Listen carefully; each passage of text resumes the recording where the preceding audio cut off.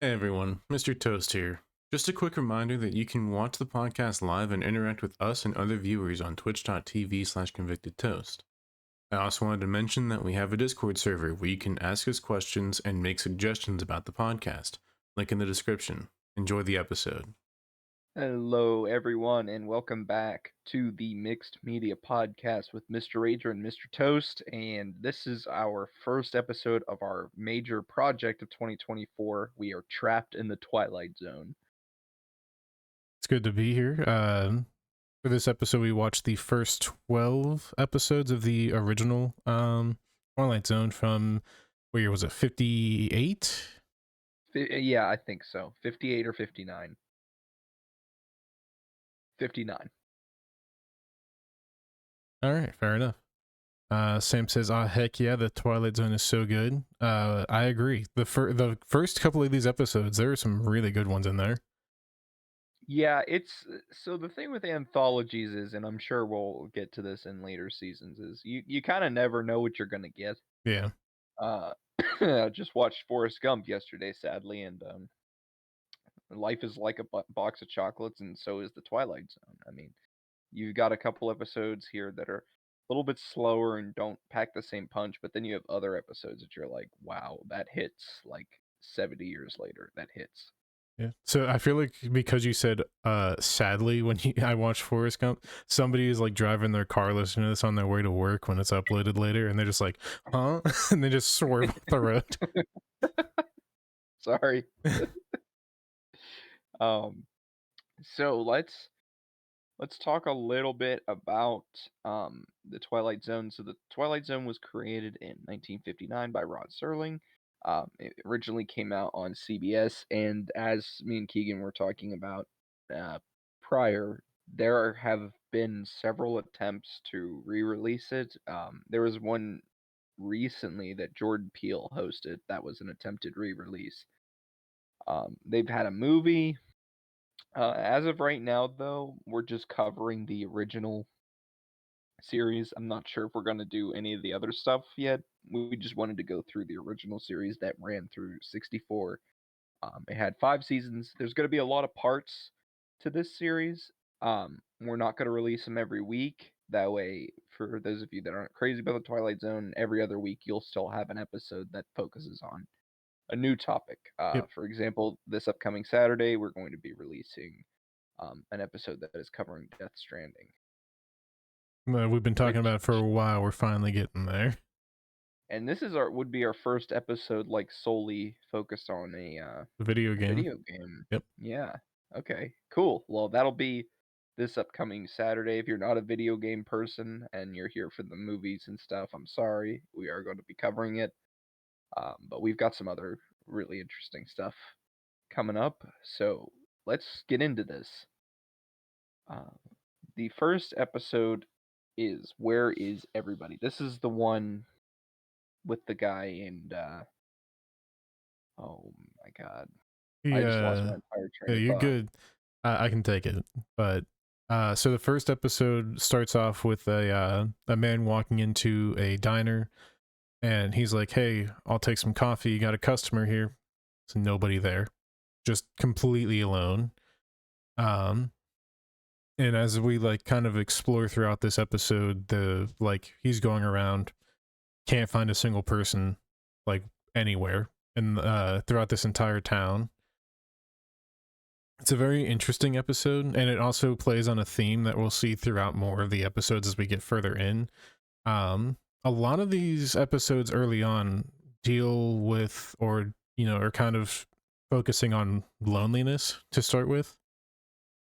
Yeah, there's quite a few episodes, especially in the first batch of 12 and later on in the series, that really just center in on this idea of what if you were alone for a long period of time. And this episode is very ahead of its time too, because it kind of dabbles into that thing of the military doing some kind of experiments that might not be reasonable. Yeah, as we discussed, the men who stare at goats. Yes, yes, men who stare at goats. Dear God, I didn't think that was going to get brought up tonight. Yeah, who knew? Who knew we'd connect them?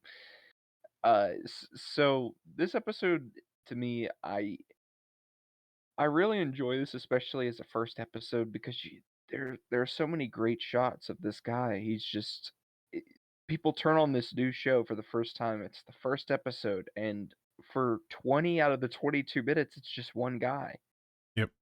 walking around this town, and he's like, "Oh, I'd like some pie or some coffee," and he like starts to realize he's alone. He finally gets to this phone and he's begging for help, and he goes to the street and he's hitting this walk button, and it's actually this panic button. And what was it? He was in the booth alone for it was almost 500 hours, wasn't it? It was Something like 400 and that. some. Yeah. So they had him in like this isolation chamber uh for a very like long extended period of time because they were basically trying to prepare him for like a moon landing mission. Yeah, and then they have that line at the end where he's like, "Next time will be alone," or whatever. Yeah. Which is it's kind of terrifying to kind of end off on that kind of note of like if this is what happened after your isolation experience here, imagine what it'll be like when like you can't just be pulled out of the pod. So Yeah, it, I don't know that I think the two like most prevalent themes, especially in these 12, are death and loneliness. yeah, that's Which those two come up quite often. I want to say at least 6 of the episodes we talk about involve that. So yeah, and I feel like it's really telling of the time they came out too, like during the Cold War when some of these feelings were prevalent with a lot of Americans. yeah, Um, the second episode is called One for the Angels, and this is probably one of my absolute favorite episodes of this series. It's one of my favorite written television series just from any series. Um, this story is about a man named Lou Bookman, and he sells these toys to kids, and Death ends up paying him a visit, and Lou Bookman tries to talk his way out of it, and he ends up getting an extension from Death. Uh, because he says that he all of his life he's wanted to make this one really great pitch and he's never been able to do it. So he gets the extension, and then of course he's like, "Oh, well, maybe I'll get to it this year. Maybe next year, I don't know." And Death's like, "Oh, you're trying to play a trick on me." So this little girl in the street gets hit by a car and she's taken to the hospital. And Death explains to Mr. Bookman that somebody had to go in his place, and at midnight he's going to take the little girl. So Mr. Bookman decides he's going to try and distract Death from the 12 o'clock departure, as he calls it. And he goes through this whole thing trying to sell him all of these different like ties, and it's really funny because the actor they got to play Death, they have him like sweating, yeah. like patting the sweat off his face. Yeah, so before the whole pitch starts, he's well put together, wearing a suit, his hair's like all nice and done. And then he starts going through the pitch and it cuts and you see him come back and he's like his hair is all over the place, he's sweating, his tie's loosened. It's and it's just like as he's just like, how about this tie? Yeah. And he's selling him all this stuff, and it ends up being midnight, and that's like, oh, it's midnight. You've made me miss my thing, and I think Bookman kind of gets it, but Death did this whole thing so he would get his final wish, Yeah. that he would make the one for the angels, as he calls it, and as the episode calls it, the pitch that touches heaven.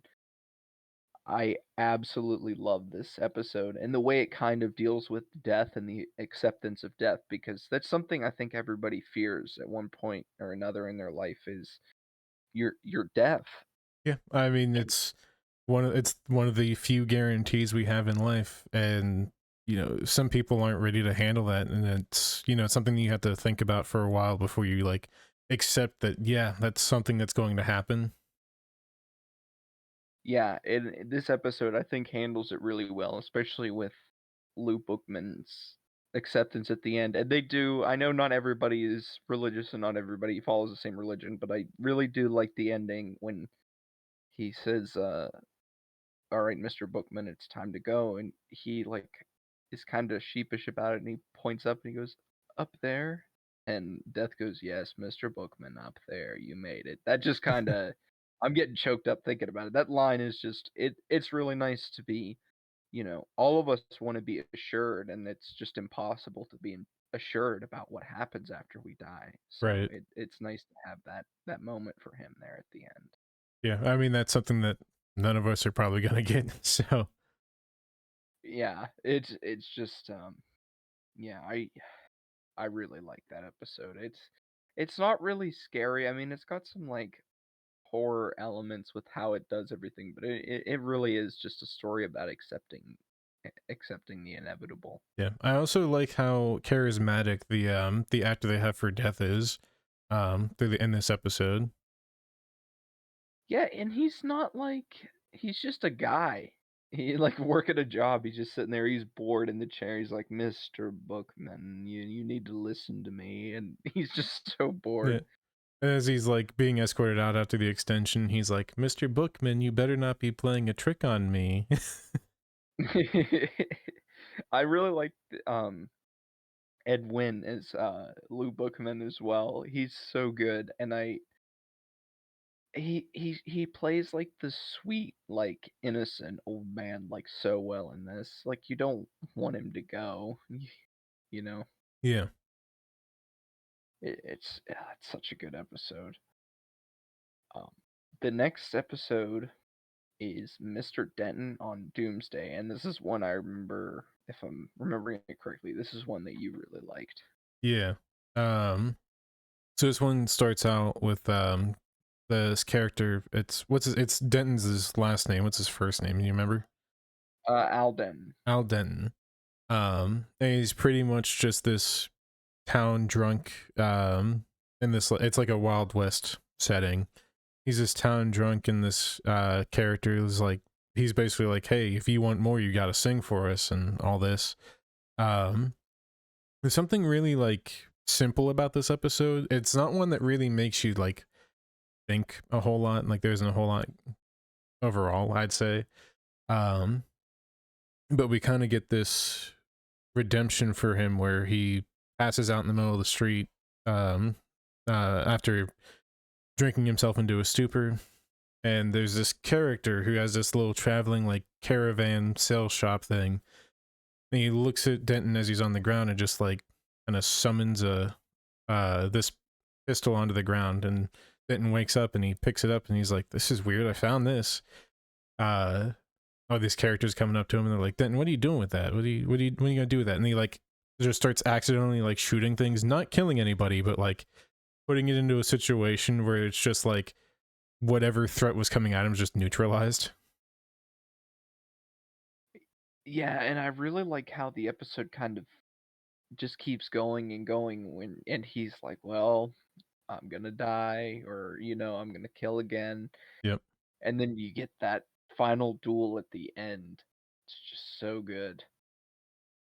Yeah, it's interesting because he's kind of puts himself into this concern of, I used to be the fastest hand in the West. People would come to duel me every single day until I picked up the bottle. And now that people know, they're gonna come back and they're gonna try and duel me again. And we get this confrontation where it's this younger guy who's kind of in Denton's old shoes of being like the fastest hand, that kind of thing. They both draw on each other, shoot each other in the hands after taking this elixir that the salesman gave them, and he's like, "This will make you fast again, and like, you're not gonna miss." They both take it. They realize that they both took it. Fire, hit each other in the hand, and they're both just like, "That's weird. Never gonna be able to shoot again." And it's kind of like the salesman was saving both of their lives. Yeah, his name wasn't it Henry J. Fate, I think so. the salesman? I'm pretty sure it was Fate. Uh, which again, here's a lot of the episodes kind of wear their theme right on their face. Uh, Henry J. Fate. Um, there's a line in this episode too that I wanted to talk about because it gets parodied in Blazing Saddles. He's telling them the story about how was called out by a 16-year-old boy, and in Blazing Saddles, Mel Brooks wrote a line when Gene Wilder's explaining what happened to him. He's like, "I got shot in the ass by a 12-year-old boy." um, but this episode's really good. I kind of like the approach that by the third episode they establish this can take place at any time. Like Yeah. it doesn't just need to be set here, which is really good to open up with that and get your audience used to the idea that this show it could go anytime, anywhere. You know what I mean? Yeah. Yeah, it's opening itself up to that exploration. Yeah, and it's such a great Western episode in a time where there was nothing but Westerns on TV. You had Rawhide, Gunsmoke, Bonanza. There's every week you had several different Westerns coming out. Bounty Law. Um, That one's not real. That's Tarantino verse. it's not real yet. It's coming. I got my money on it. Unconfirmed, but I'll put my money on it too. We have a couple of chats. Soiner and Sloppy Butcher both say hello, hello, and Howdy. AFK Gaming's wholesome line. I think he probably typed that I think he was talking about about the death, yeah. telling Lou Bookman he made it. Yep. Is there anything you want to talk about with other than what we have said about Mr. Denton on Doomsday? Not that I can think of. Like I said, it's a very like simple episode that doesn't lead to much critical thinking. If you ask me anyway, I don't know if there's much you get out of it. No, I agree with you. The next one, the 16 millimeter shrine. This one was the one of the oddest episodes that we've seen Is so this the one with far, the I would say. actress? Yeah, Yeah, okay, yeah, I agree. It was such a strange episode. It's not a bad episode. It's just really strange. it is. It's very it's very surreal, especially in the way everything kind of wraps up, and we'll get into that in a minute. This is one that to find the message you kind of it's one of the rare Twilight Zone episodes that doesn't wear the message on its face. It's one that you kind of have to dig for a little Yeah, bit. Um, but yeah, let's talk about this. So, um, there's this older actress, and she's been hiding in this like little home theater that she has, and this came out in the 50s, 59, so they didn't have like a VHS player or anything like that. So she had like the film reels, yeah, and she would just sitting there for hours and hours watching these movies that she played in when she was younger. And here we have the message of holding on to the past and looking at the past like that and yeah, letting nostalgia kind of consume you and not being able to move forward from everything you've done in your past. yeah. It's even like there's parts of this episode that are just like, wow, this is really like it's kind of taking a look at like aging in a different type of light. Because she gets like offered a role and she goes to see this agent, whatever, and he's like, "You'll play a mother," and she's like, "How old?" And he's like, "Mid-40s" or something along those lines. And then she's like, "I do not play mothers." And the strangest thing like that happens is one of the characters that she or one of the actors that she worked with in a previous movie comes to see her, and she's like, "Okay, I'm gonna get excited. I'm excited. I'm gonna get ready and everything." Then she sees him, and he's much older, and he's not acting anymore. He runs like a convenience store or something like that, and Yeah. she just starts going off on how like it's not him, um, how that's not the same person. Like she leaves in like this very rude fashion, and she turns on one of her movies and is looking at the same person, but in the movie that he acted in, and she's like, "This is who I expected to be at my door." Yeah, yeah, it's kind of fucked. Um, she's just stuck on this idea of the past and that's when we get into the really kind of surrealistic ending of it. Um, she decides that she's not going to make an effort to get used to how everybody is. She's not going to accept it. So she wishes to join herself on the screen. And they come into the room. They're like, "Where is she? Where is she?" They can't find her. They think that she left the house. And one of them runs the projector, and the film starts playing. And they're like, "Oh my God, she's in there."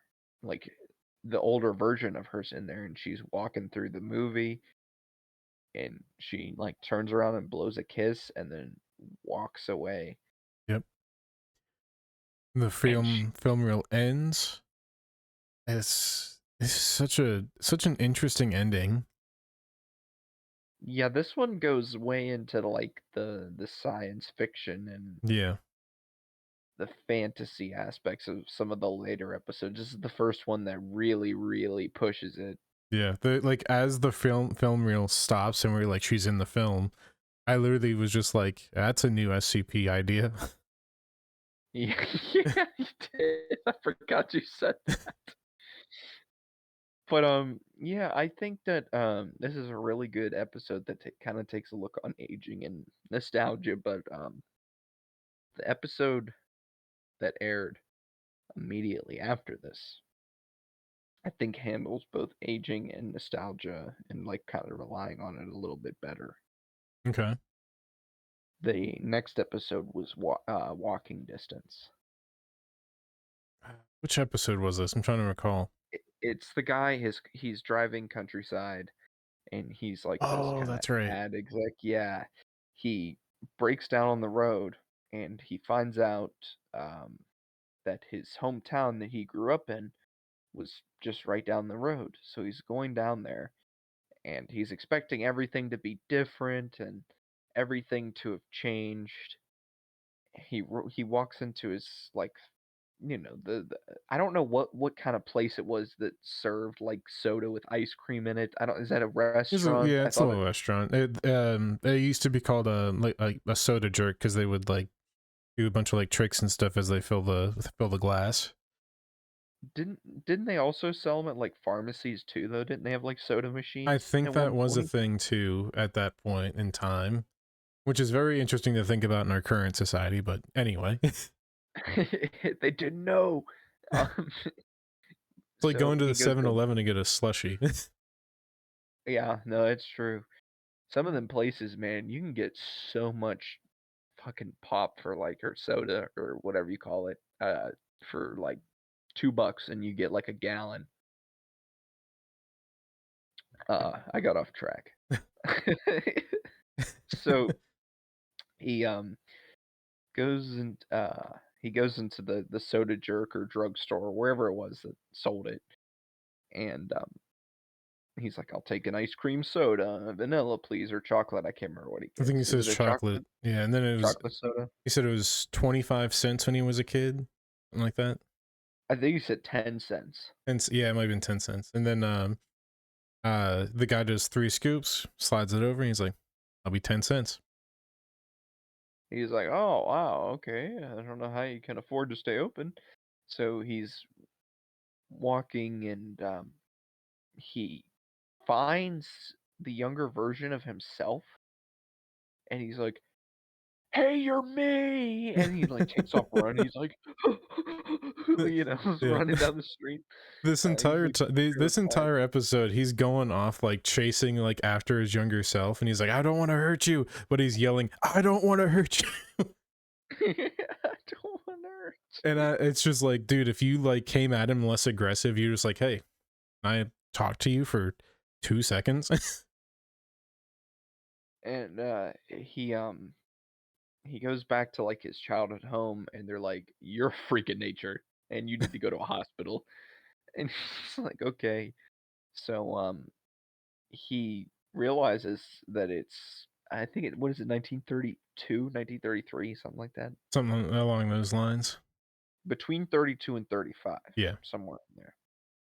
Uh, um, so he's kind of going around town and he decides that he's going to try and warn, or like not warn. He's going to try and like prove that he's their son. So he goes back, and his mom slaps him and is like, Please go away, you're a freak." And he goes to the park, and he sees his younger self getting on one of those merry-go-round things.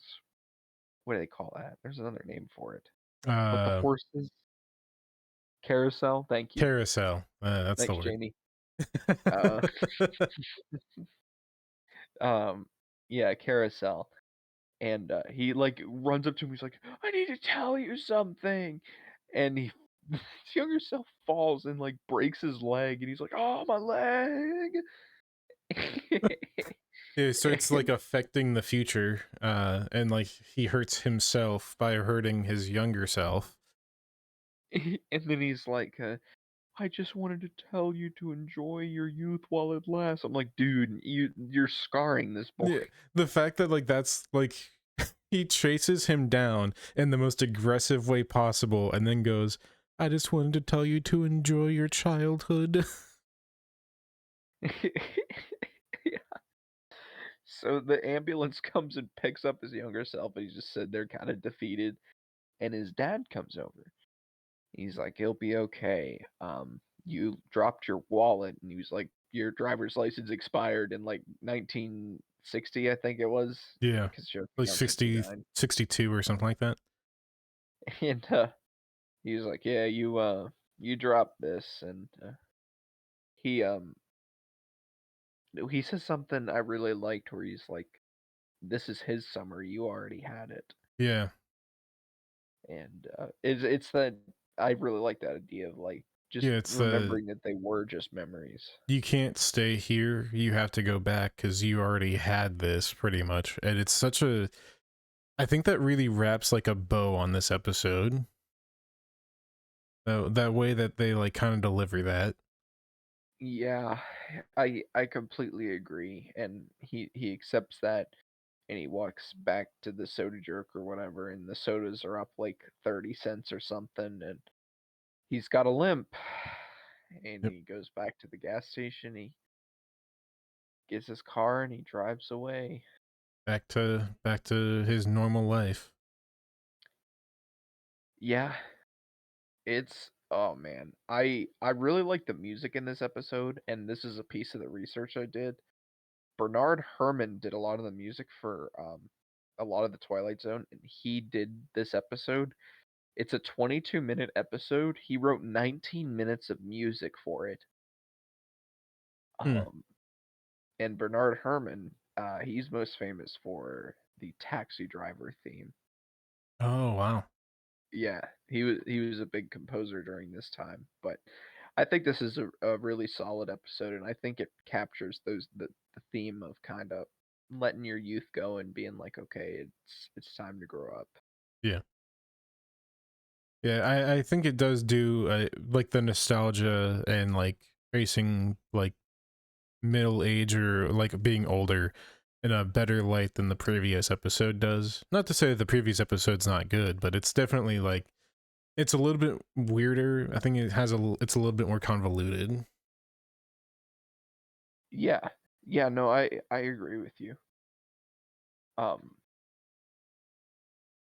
yeah, I don't know. I don't think I have anything else to say on that one. Yeah. It is a really good episode though, and I recommend that one quite a bit.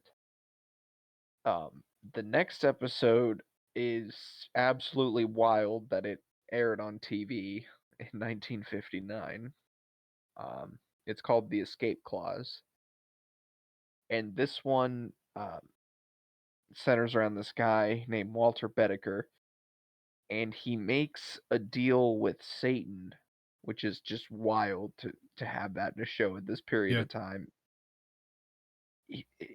It deals with the theme of, again, of like kind of being afraid of death, and not wanting to die, always wanting to be in good health, because he's a hypochondriac. He Yeah. always thinks he's got all of these different things, so the devil offers him immortality, and Yeah. he's like, "I want your soul." He's absolutely terrible to his wife, who throughout the entire episode is just trying to help him, even despite the fact that he has nothing wrong with him. Yeah, yeah, that's one of the things that, I was going to say, when we get later in the episode with his treatment of his wife. Um, so the devil is like, "I'll give you an escape clause, and, whenever you want to die, just call me, and I'll be here, and you're done." Yeah. So he's like, "Cool, let's try this out," and what does he do first? He puts his hand on a radiator, doesn't he? Yeah, so there's a radiator in the room, and like as like right after he signs the paper, the devil leaves, and he's like, "All right, test this out." Immediately, like he taps the radiator, and he's like, "Okay," and then he like sits his hands on it, and you see steam coming off of it, smoke and everything. And he pulls his hands off; they look completely fine. He's like, "Huh, he wasn't lying." Um, it's so interesting the way that they like have that whole um the way that they reveal that it's the devil's great too, because he's like sitting there and he's like, "Yeah, I want your soul, I'll make you immortal." And he's like, "Ha, you're the devil." He's like, "Pleased to make your acquaintance." Yeah, he's like, "Yeah, okay," and he's like, "Well, you are the devil? Well, alright, sure, I'll uh take the deal." the look on his face after he's like confirms, he's like it's just, oh. So so they end up taking this concept in this episode in a really interesting direction because instead of showing him, like, I guess a stereotypical thing to do would be to show him, like, 20 years later and 50 and just being lonely and then, wanting to die. Yeah. But instead, he starts using this to commit insurance fraud, Yep. and he just, like, walking in front of buses and, like, jumping in front of trains, and he's I think making he jumps all off of a this roof, doesn't he? money. Like Yeah, he he mentions does. jumping off of like two roofs or something. Yeah.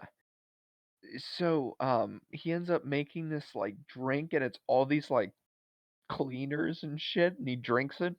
Yeah, he's like, "Yeah, I just mixed like pneumonia with like rubbing alcohol and some other shit, and like just downs it." And he's like, "I just drank so many chemicals, I should be dead."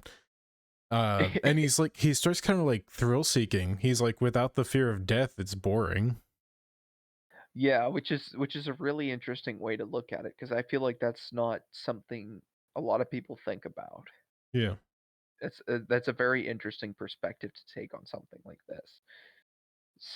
So he's trying to explain to her that he can't die, and he's like, "I'm gonna jump off the roof." She goes up and tries to stop him, and she falls off the fucking roof and dies. And in the most nonchalant thing ever, he's just like, "Well, my wife's dead." Walks back down to the apartment, picked up the phone, calls 911, says, "Hey, I killed my wife." Yep. And it's not in the means to be like, "Oh, I feel guilty that I killed my wife." Nope. He wants to try getting electrocuted in the electric chair. Yep. He, yep, he's thrill seeking again, and, he finally gets his comeuppance during the trial. Um, his lawyer decided to what is it? He pleads insanity, right? Something like that. Or something like that? And then instead of getting the death penalty, he gets life in prison. Yep. So he's like, "Well, shit, guess I'll call the devil."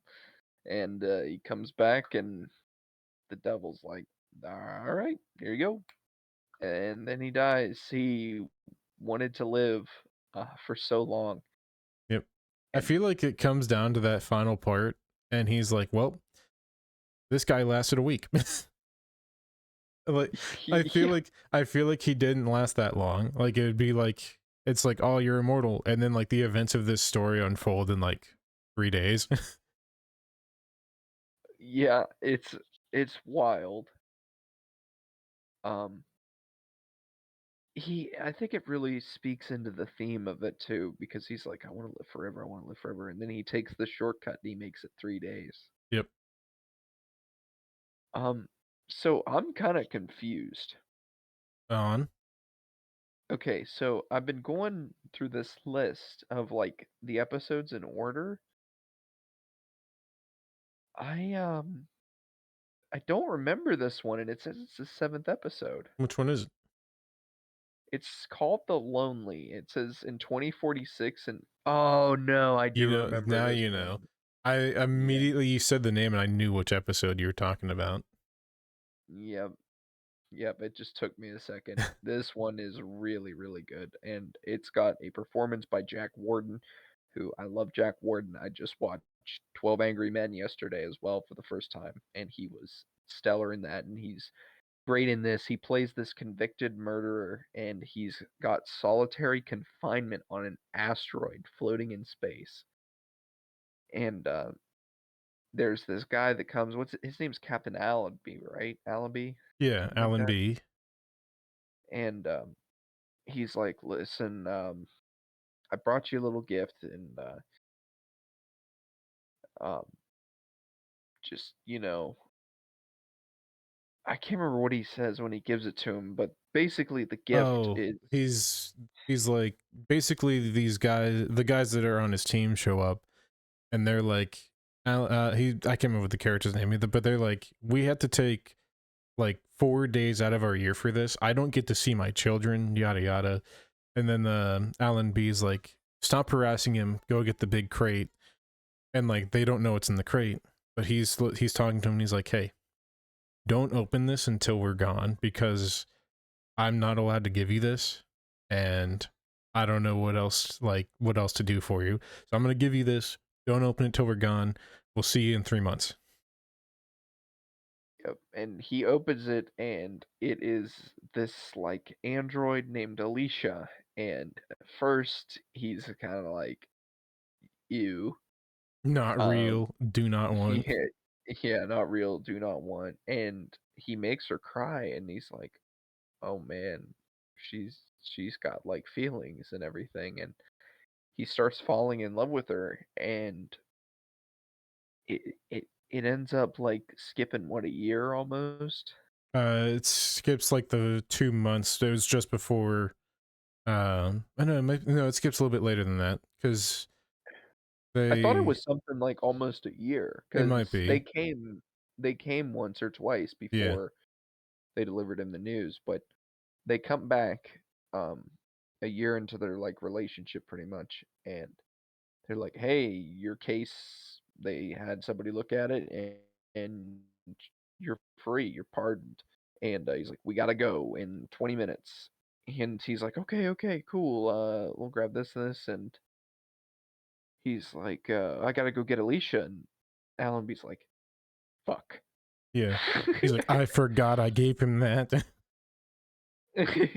He's like, listen, you should just, leave her, she's not human, it's fine, Yeah, it's because we don't have enough weight." the reason tells him is he can only take what, like 20 to 30 pounds of like stuff, Yeah, I think something it's like that. 15. I think it's Yeah, only it's 15. pretty low.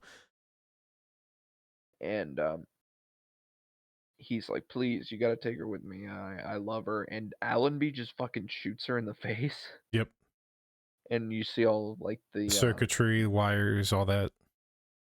yeah, and she just keeps saying Corey over and over again, Yep, and it's just the episode just like ends right after that, and it is very, very dark. yeah. Um, And it's another episode that plays on the idea of loneliness. Before Alicia is brought into the picture, like when Alan B and the crew show up, he's literally like, "Hey, what about a round of cards? 10 minutes tops." And then like he's basically begging them to just stay for any extra amount of time that they can. It kind of reminds me of the towards the end of Breaking Bad when he's like, "I'll give you an extra like however much, just chill for with me for like an hour." Um, like that idea of being so lonely that you're willing to give up like anything for just an extra hour of human contact. yeah, it's really sad, and it's something that I don't think gets brought up anymore, especially with how connected we are now. I don't feel like that's something that is brought up as much anymore, even though it is feelings that people can definitely have. And this episode still just kind of rings true to this day, especially with a lot of the advancements of AI in the last couple years. The idea of having this like android female companion is something that's been explored in a lot of other films, TV shows, games. Detroit Become Human explored it quite a bit, and having like android prostitutes, and it's just something that kind of makes you wonder about what the future of that actually looks like. Yeah, it's something that I've found myself talking with people with before, and it's the way that we attribute human attributes to something that isn't human. Like how some people will say thank you when they're talking to Chat GPT. Like that's an AI. It's got a like it will go off of a database, tell you what you want to know, and then like you still feel a need to say thank you and like have manners with this thing that isn't real. I honestly, one second, I can't lie to you. I have thanked Alexa like 4 or 5 times before. Yeah, Like, I'll just be it's like, "Hey, Alexa, what's the weather?" And she'll tell me, and I'll just be like, "Hey, thanks." yeah, it's just the way that like the device or whatever it is, like it has any amount of human quality or attribute, and we associate it with being human, despite the fact that it isn't. Um, this even happens in weird reference, but Call of Duty Infinite Warfare with the like it's a AI robot named Ethan, and it's like you're my brother, Ethan. He's like, your robot brother, huh? I still haven't played that one. Yeah, it's from what I've been told, I haven't played it either, but like been told about like Ethan, and it's like a actually a really good character. So Um, the, uh we got a little off track there, but it's sorry. okay. We got into the world of android robot sex and prostitution in the android world. But Sam no, that says is something. we humanize a lot of things like that, like naming inanimate objects and being polite to animals. That's true. Now that I think about it, that is true. Yeah. I think you just, like, tend to humanize things that you care about, and I think that rings true in that episode too, because the more time he kinda spends with her, the more he humanizes her and grows a connection with her, the more Yeah. he views her as a person and not a bunch of parts. Yeah, it's kind of the same way with like how people will like name their car and stuff, and like whenever if something were to happen to it, like it's not like they're crying because it's their car, it's they're crying because like that's something that they're so attached to in a sentimental way like that. Yeah, it's weird. It's a really weird episode, and it's weird that all these years later, it's something that we're talking more and more about because our technology is actually getting closer to that. Yeah. The next episode is also one of my favorite episodes. I love this episode. The first time I saw it, it like broke my heart. It's called Time Enough at Last. And this Oh one man, deals with loneliness too, but in a very not different in. way. Yeah, it views loneliness as a positive, which is very interesting. It kind of conflicts with some earlier ones. Well, it's positive at first. Yeah. Um, we'll get into this. There's this guy. I love Burgess Meredith's character in this so much. He plays this bank teller named Henry Bemis, and I've watched this episode more than any other episode. And he loves to read. That's what he loves to do. He's at work, he's reading, and his boss is like, "You need to stop reading." And he's like, "Well, I wouldn't read so much at work, but my wife doesn't let me read at home." And first of all, what the fuck? Yeah. Um, second of all, that's fucked. And third of all, that's awful. Um, so Let the man he read. yeah, he literally just wants to read, and he's at home and he's reading. He literally is explaining to his boss. He's like, I just like to read. It's just something that makes me feel better. And it's clear that now, like you can look at it as the way that he decompresses. That would be a Yeah. word that wouldn't have been used at that time, but it was his thing. And he's like, I read the labels on food, and he he's reading a little bit at home, and I think he's reading the paper, and she just like tears it to shreds, and She just snatches it from him, folds it up, puts it on the mantle. yeah, and she's like, we're having dinner or whatever, and he was like, she like pulls this fucking prank on him, and it's so sad. Um, she's like, "Can you read me this poem?" And he's like, "Oh, you want me to read to you? Well, I would." He's like so sweet about it. He's like, "I would love to," and he's flipping through it, and every single page, she took like a black marker and just marked all over the pages, making it completely unreadable. Yep. And he's like at the bank the next day, and he's like, "I'm gonna take my lunch," and he takes his lunch in the bank vault, just trying to get some peace. And he reads this like newspaper headline. It's like, "Oh, nuclear bombs," and one goes off, and the whole thing's shaking. And he comes out of the vault, and everything's gone. And he's walking around, and he doesn't know what to do, and he's eaten like just this canned food. He's like, "I got enough food for a few days," and Yeah. he finds a revolver and he's ready to kill himself. Which again, I told Keegan while we were watching this episode, I was like, "That is so fucking ballsy to have him in 1959 on TV pick up a revolver and consider that." Yeah. It's not, I don't think it's been like, it's happened more recently in like in the past couple of years, maybe in the past couple of decades. But we're in the point now where like if you like did that in that time period is so crazy to even like consider putting that on air. And the fact that they did it is even crazier. Yeah, and he's sitting there, he's contemplating it, and he sees a library, and he goes over and he's so excited. And you as the viewer, you're so happy for him because he's found his books. It's all that he's ever wanted, and he's got them set up into all of these piles. This is where it starts looking at loneliness in a different way. This is what he wanted. He just wanted to be able to read in peace, and he's got all these books for years and years and years, any book that he could ever want. And he goes to pick up a book, his glasses fall off and shatter, and the episode fades to black with him sitting there in Just just a pile shouting, of books. it's not fair. It's not Yeah. fair. Um, yeah, that ending is crazy. Like just how, you know, we go through this whole thing where he's like, I'm alone, and it's like initially he's lonely and he's like, there's no real point, and then he finds a reason to keep going in the library with all the books that he's organized, and how he's going to read those throughout years, and then just to have that all immediately taken away in an instant. Yeah, and it's kind of like that thing of, be careful what you wish for, but at the same time, I don't feel like he was a bad person or No, anything for what he wanted. no, literally just let the man read the paper, please. Um, it's this episode, when I was doing my research, it made a lot of lists. It was on TV Guide's 100 most memorable moments in television.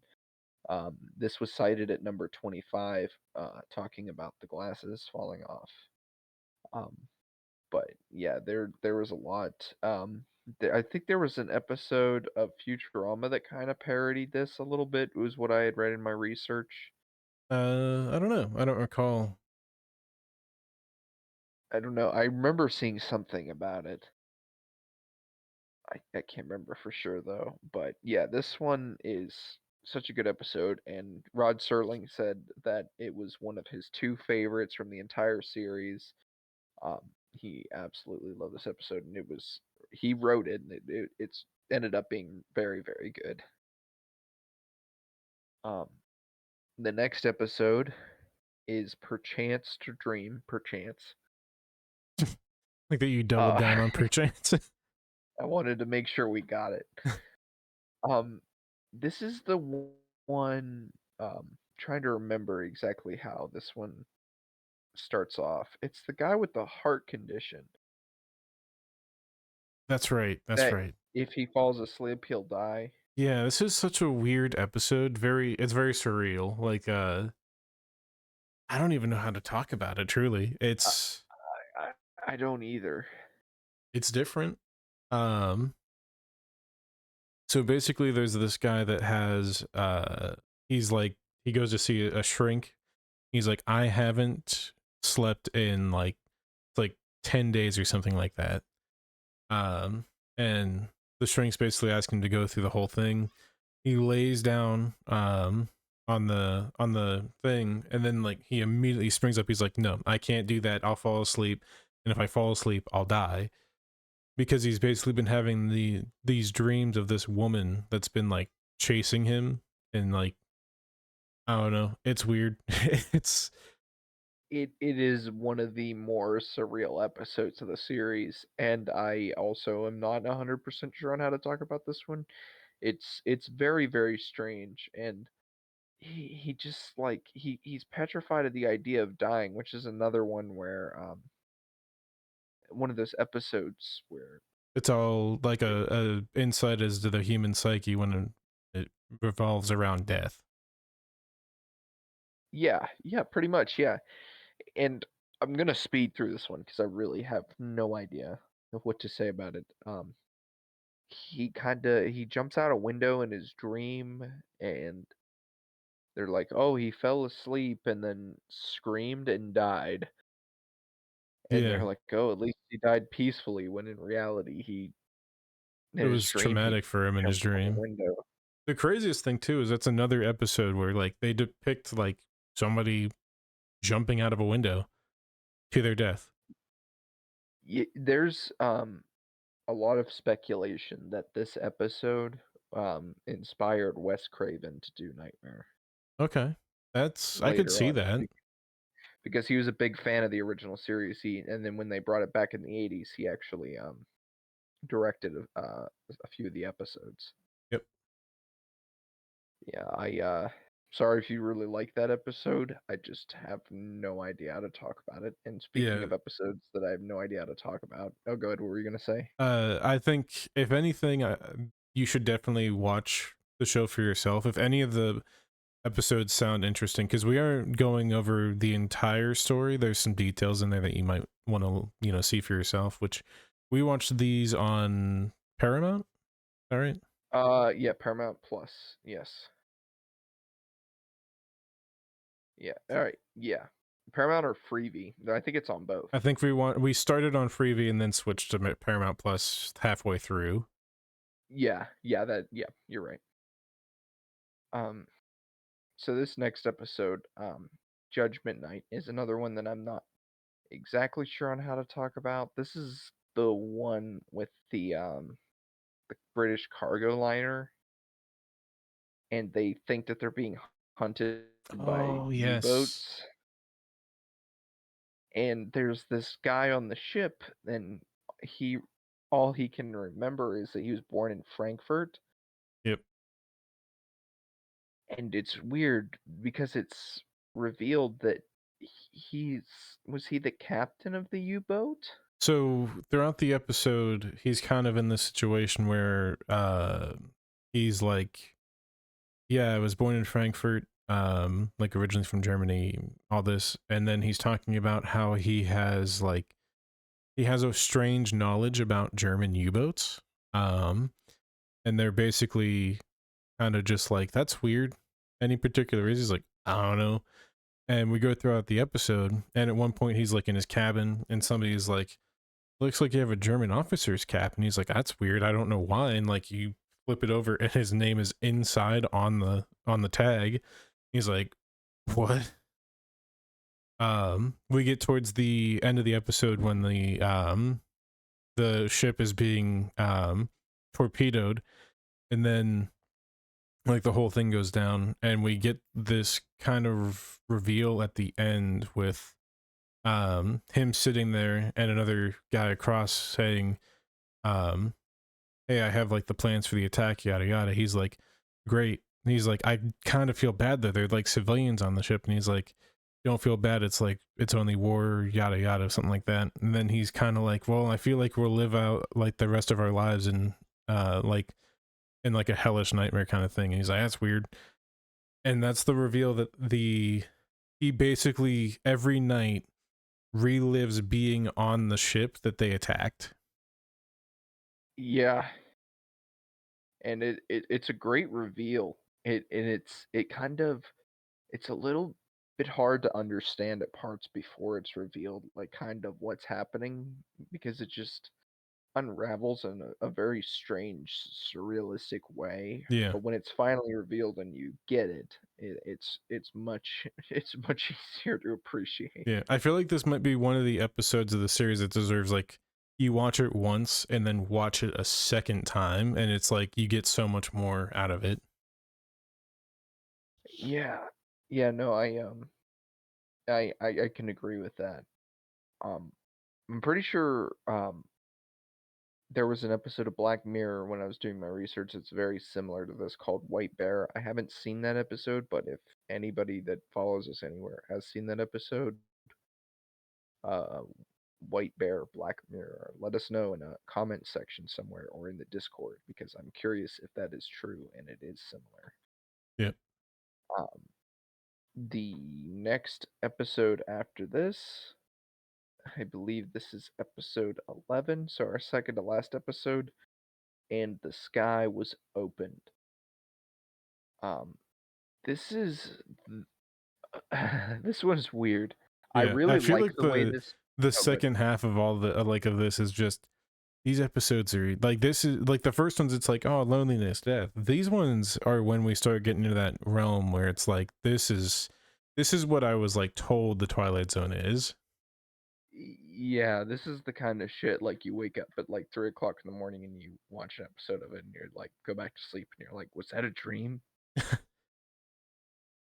Yeah. Um, this is about a space plane. It goes down and the craft like vanishes and then reappears and all three of the guys are okay. And they go back and he goes to visit his buddy and he's like, "Oh, where's the other guy?" And he's like, "What other guy? There were only two of us." He's like, "Huh?" I knew He's that like, man "There my were entire two." life. You knew him for 5 years. What are you talking about? And like picks up the newspaper and there's only a picture of two astronauts on the paper. Yeah, and he's like, no, no, no. There was there that's not how that's where that was." And they're trying to figure it out and he's like, "Look, I've got proof. I've got proof. He was there." And then he's there's like this flashback and the guy that isn't there anymore, he's like, "Man, I don't feel like I belong here anymore." Yeah. And he like calls his parents and they're like, "Hey man, I feel strange, you know." And they're like, "We don't have a son. Fuck off."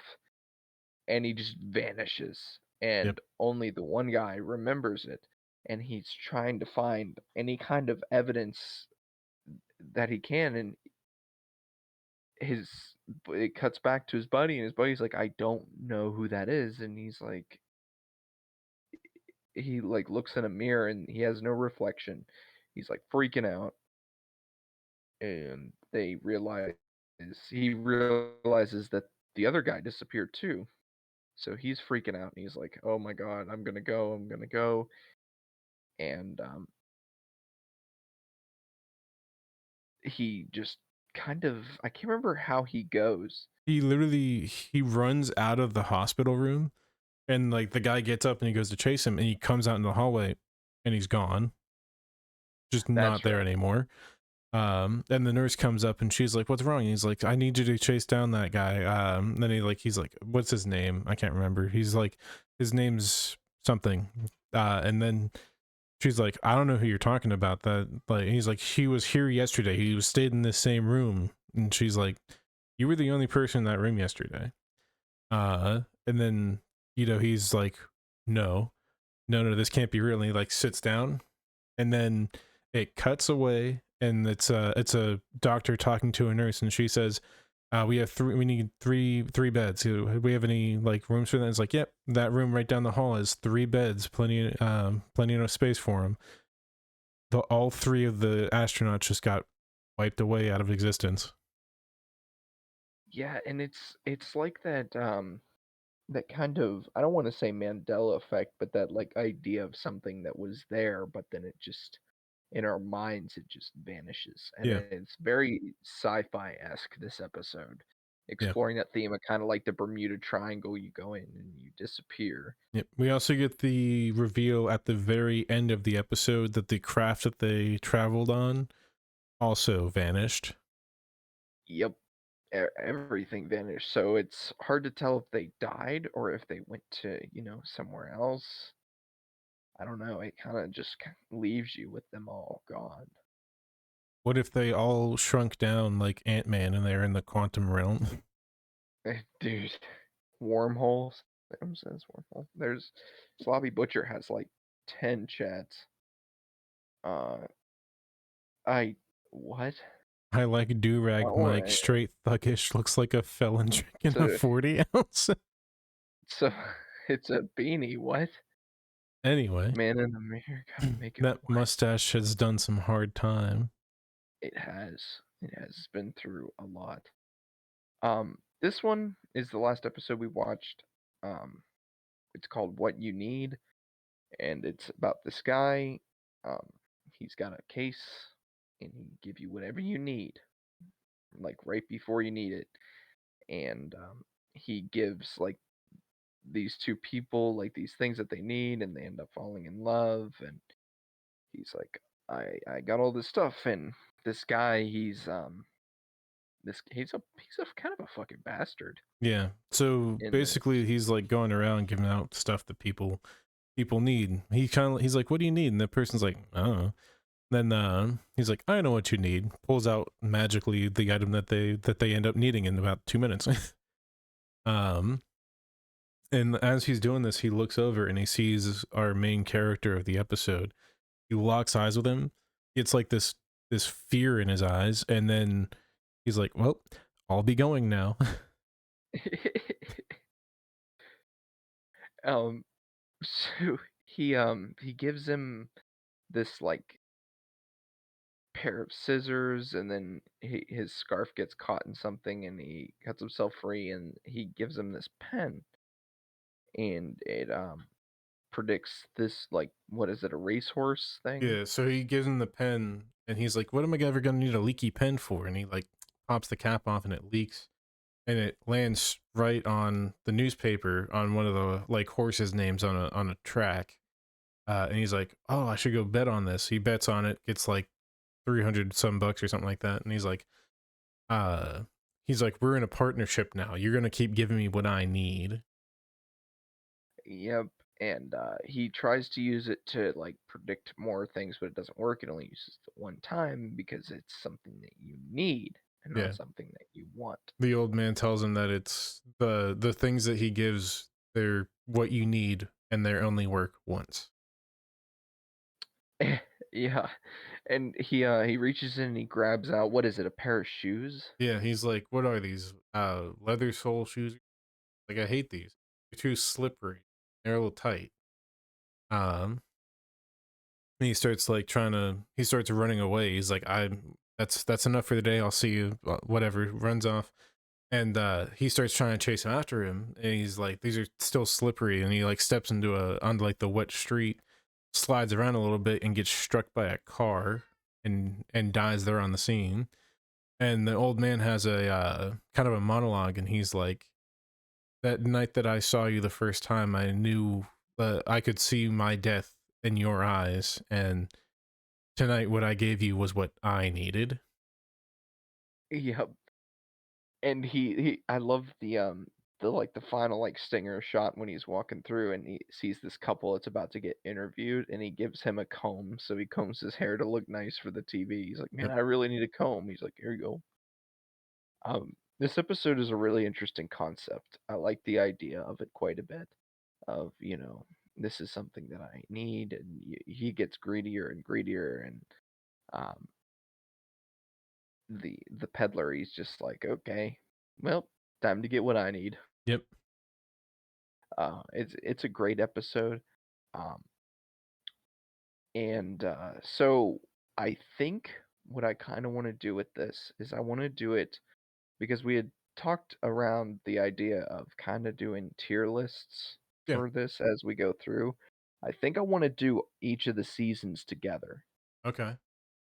And that way, obviously when we do the last chunk of the episodes, it'll be a little bit more fresh in our minds, but we can kind of see like how much these episodes kind of hold on to us whenever we do the thing, because it'll be a few weeks before we get to through Yeah. all of season one. I think that's something that we're gonna encounter more, as well as like as you were talking about how, when it comes to anthologies, you get what you get. You never know what it's gonna be. Um, so I feel like as we go through this, we're gonna have some episodes like we were talking about, like with the ones like with the sleep one and stuff like that. How we don't really know how to talk about them. They're not bad episodes, but the ones that really stand out are the ones that have a deeper meaning. The ones that, they go into more the human psyche or more the human condition, talking about loneliness, that kind of thing. No, I completely agree with you. And there's gonna be that kind of theme in the show where you you never really do know what you're gonna get, because it's one of the first kind of shows of its kind that really just explores all of the different ways to tell a story. Yep. And that's something that we're definitely going to look into a little bit more. Fun fact for you before we wrap this one up: that episode, "What You Need," came out on Christmas Day of Oh, wow. 1959. Yeah, Very I wrote cool. that one down. That's a very cool fact. Um, so yeah, I guess it's outro time. Yep. We've got the Death Stranding episode coming up on the horizon. In fact, it is less than a week away. We're doing that Saturday night. Yep. That'll be very fun. We've been talking about this one since like October, probably. Um, Yeah, it's been a while. Yeah. So finally getting to it.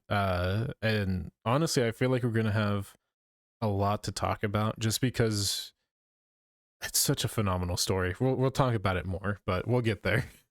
Yeah, it is such a great story, and I can't wait to do that episode and then to continue our Twilight Zone series. Yep. So that's pretty much it from us, guys. Thank you all for being here tonight. Been I'm excited to keep going with this, more Twilight Zone, just more podcasts. We're ready for more. But be sure to join the Discord if you haven't already. Um, that's pretty much it. Yes, thank you guys so much for watching, and we will see you in the next one. Yep. You all have a fantastic day, night, evening, whenever you're watching. You all have a great time. See ya. Take care.